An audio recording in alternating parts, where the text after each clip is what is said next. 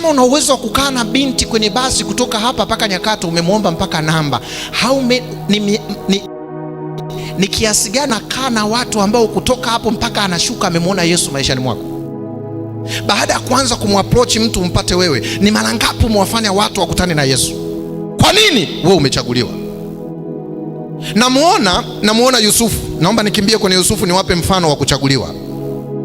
Yusufu katika watoto wote 12 peke yake Yusufu ndo alionekana mtoto kidogo anaelekea, na Mungu alivyokuwa anamwangalia Yusufu alikuwa anamuona tofauti na wengine, maana Yusufu alikuwa amechaguliwa. Lakini kosa la Yusufu alilifanya baba yake. Kosa gani ambayo baba yake alilifanya? Kosa la kwanza la Yusufu linaonekana hapa Mwanzo 37.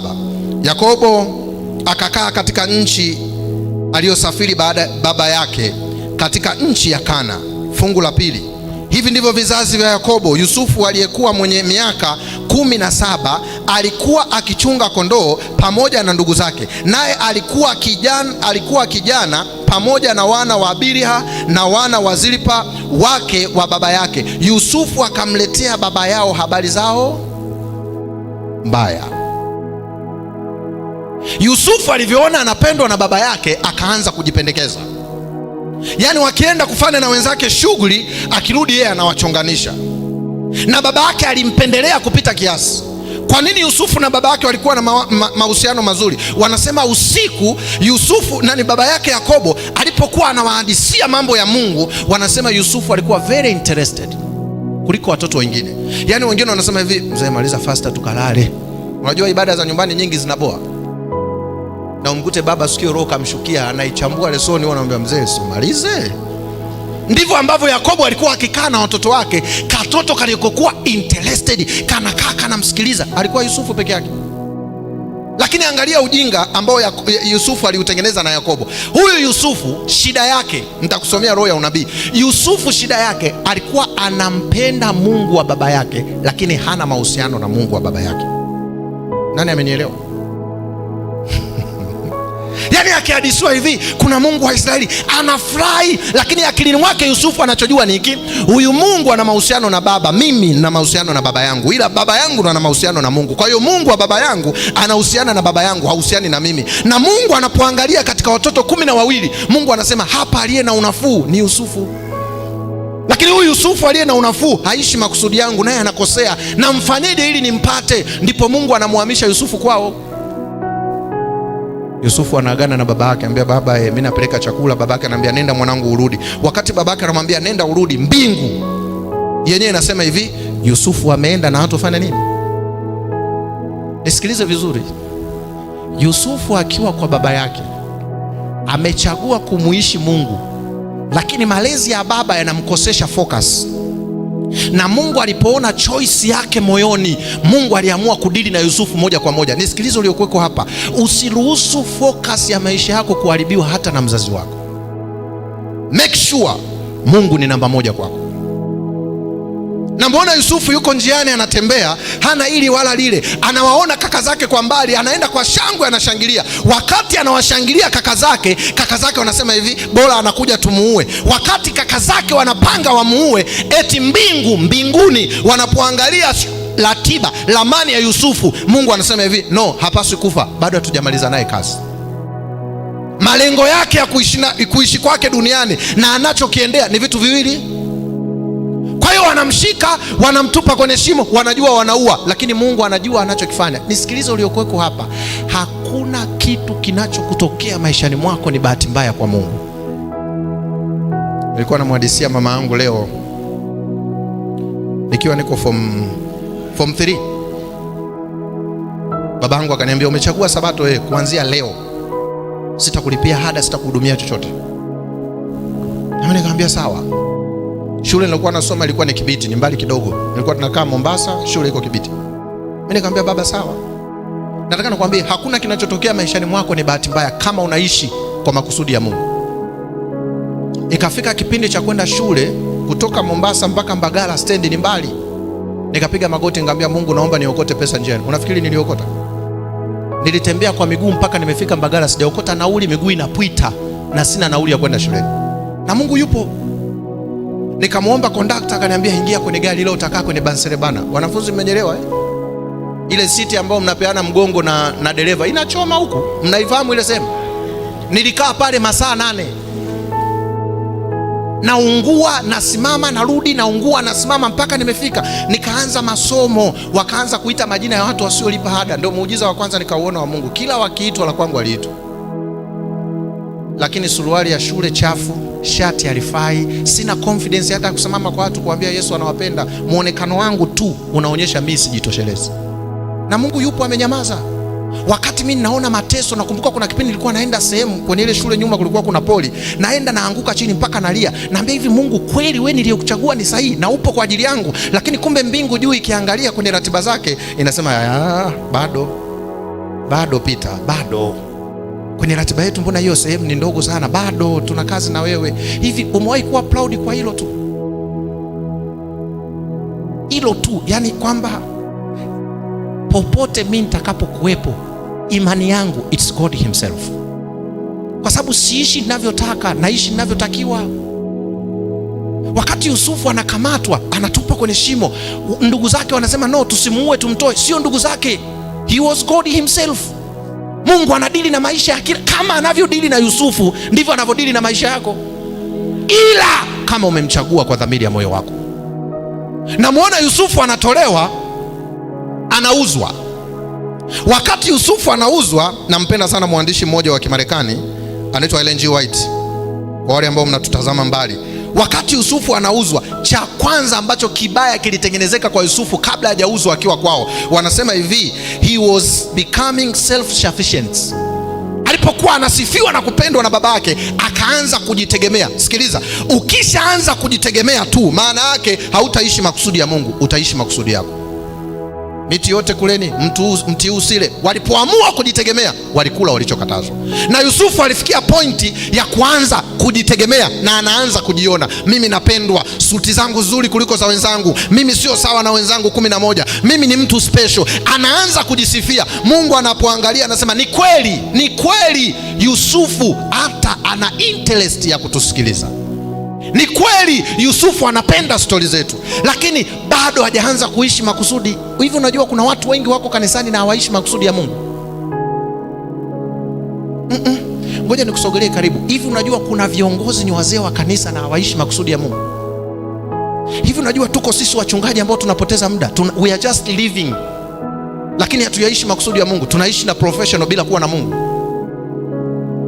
Ndicho nachokiona kwa Yusufu. Kwenye ibada yupo, amekaa na abudu, lakini mbingu inapomwangalia inamuona kabisa bado hajafikia tunakokutaka. Kwa nini? Yusufu anaishi akiwa anataka kwenda mbinguni. Yusufu anatutegemea sisi ili tumponye. Yusufu anafunga kwa maombi ili mimi Mungu nimsaidie mwanae awe mtoto mzuri. Yusufu anafunga kwa maombi kwa sababu anataka wajenge kanisa. Yusufu anajinyima kwa sababu anataka hiki, lakini sio Yusufu anafanya kwa sababu anataka yaishi mapenzi ya Mungu maishani mwake. Huyu mama anasema neno la pili, nisikilize vizuri.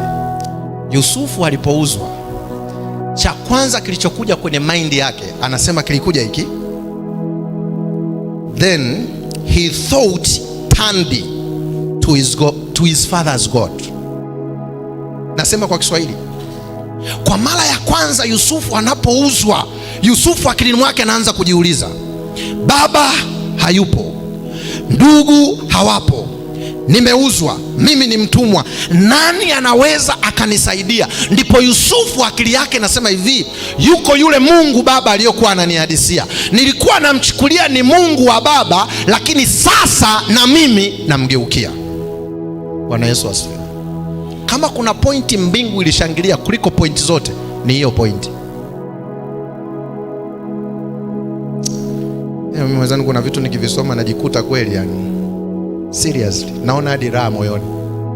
Yusufu anasema hivi, sina sasa wa kunisaidia, ndugu zangu wa damu wameniuza, baba ninayemtegemea hayupo, nimeuzwa, mimi tena ni mtumwa wa huyu aliyeninunua, ni nani anaweza akanisimamia? Ndipo Yusufu anasema hivi, imetosha, sasa ninarudi kwa baba yangu.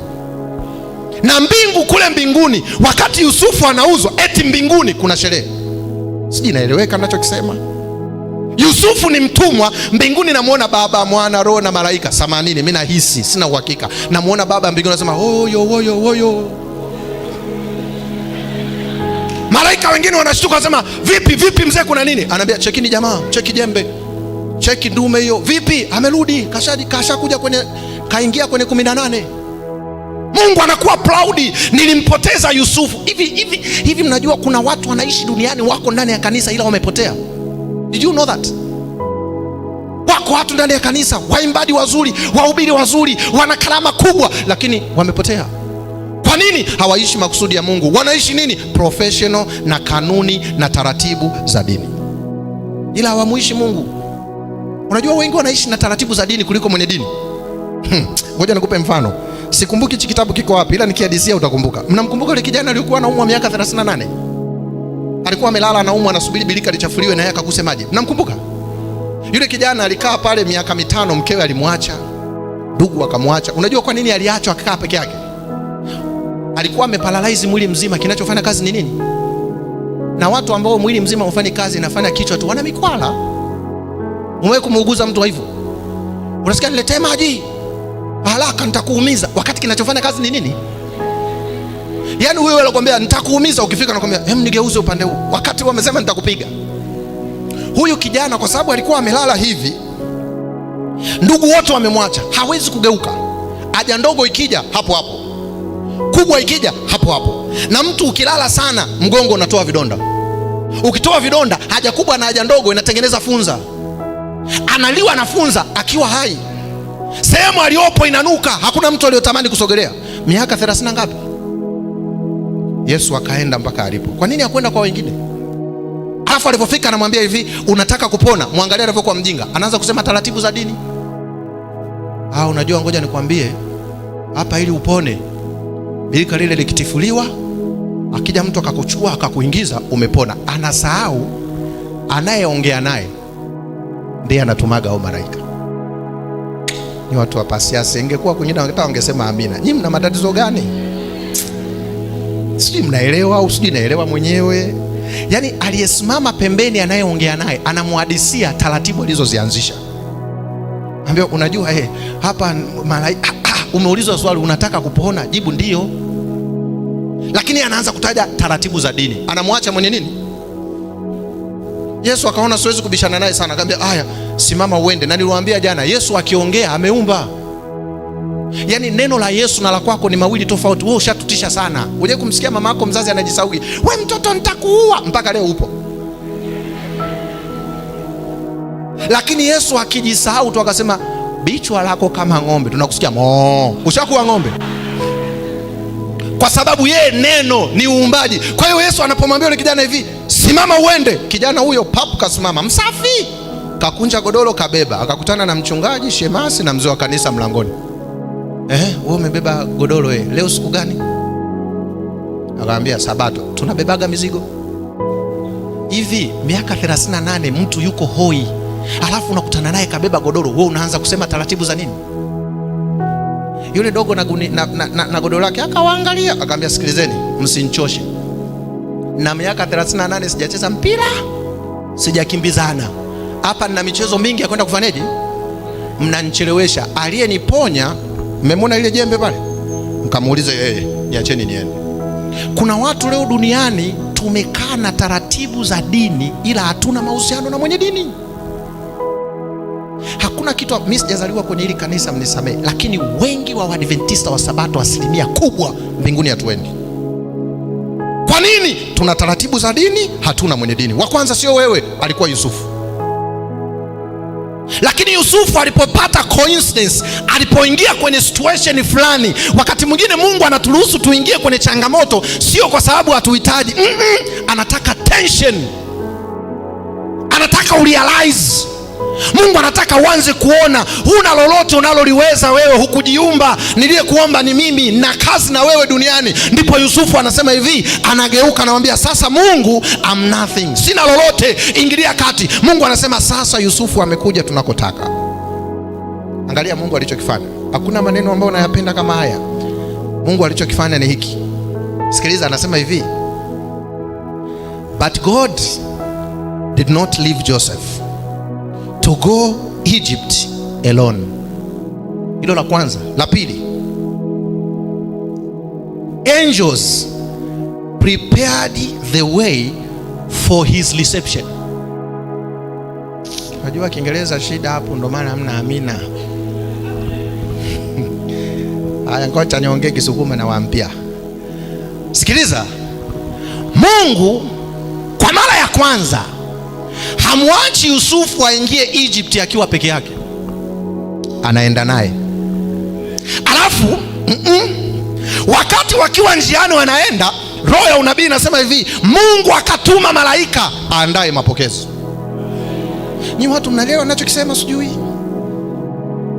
Then why are you worried? Kwani wewe unaogopa hapa duniani? Changamoto ndogo umeanza kukufuru mpaka Mungu umemwacha. What's wrong with you? Shida ni nini vijana wenzangu?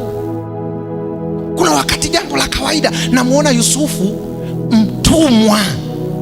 Unajua haya ninayoyaongea hata Yusufu yeye hajui.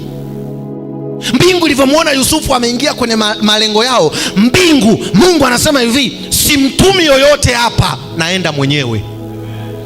Kwa nini? Anaishi malengo yangu, nataka niyatimize nikiwa ndani yake. Halafu Mungu wakati yuko na Yusufu ameshika kamba ya ngamia. Juu ya ngamia kuna watu wamepanda, waliokaa kwenye ngamia wanamuona Yusufu mtumwa, lakini mbingu inamuona shujaa na waziri mkuu wa Egypt. Nyinyi sijui mnaelewa ninachokisema? Nahisi kama mnielewi. Wakati mimi ndugu zangu wanagawana watoto, wakija kwangu wanasema no, huyo hafai. Leo hii sisubiri kusifiwa. Naanzaje kusubiri kwanza nisifiwe? Najisifia zangu kabla sijafa. Leo hii sisubiri kusifiwa. Leo hii najisema mwenyewe kabisa, miongoni mwa watu I am also. Kwa nini? Naishi kwenye kusudi la Mungu.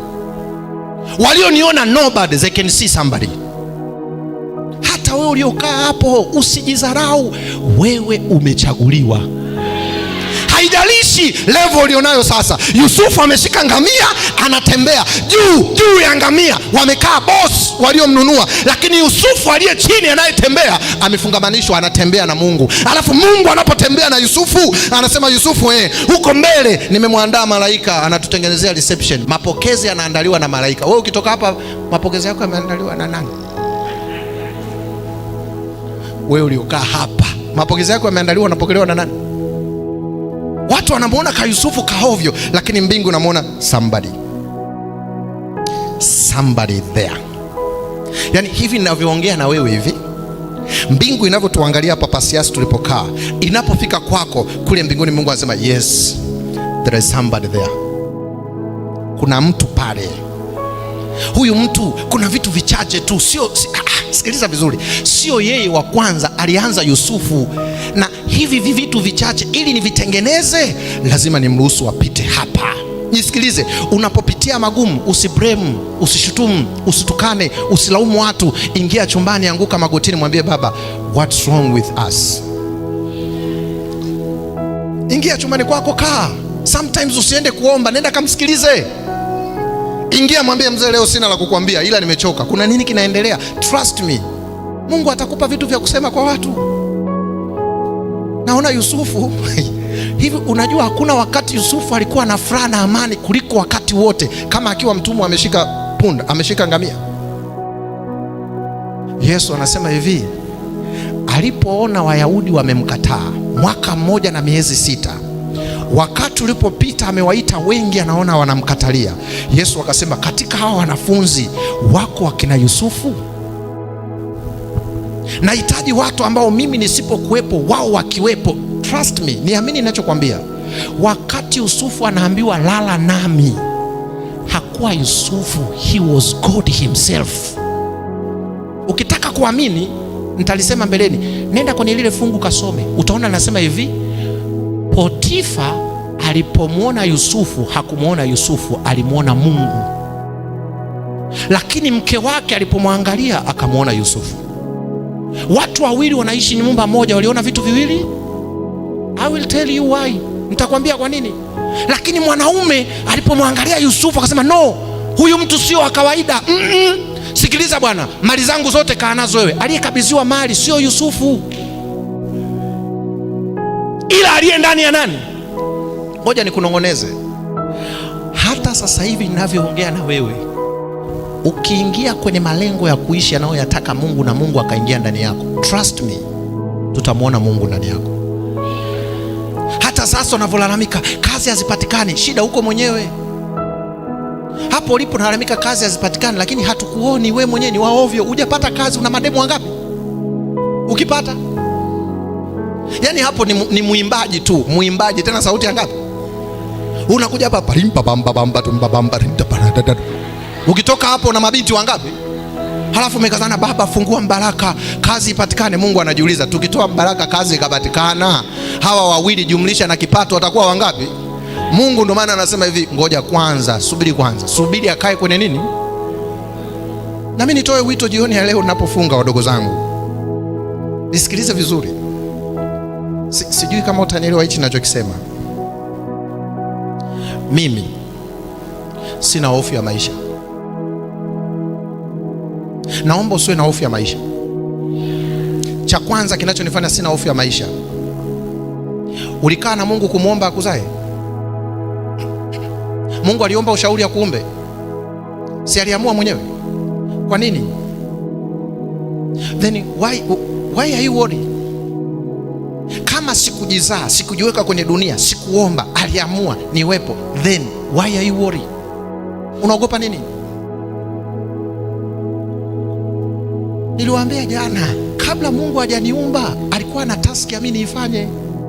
Nisikilizeni wadogo zangu, hatuishi kwenye ulimwengu wa sasa. Ulimwengu wa sasa tunachagua kuishi kwenye maisha yajayo. Yajayo yanafurahisha. Anza tangu leo, amua hapo ulipokaa, sema hivi, enough is enough. Imetosha kuishi mwenyewe. Naomba Mungu niingie kwenye mipango yako, kuna raha.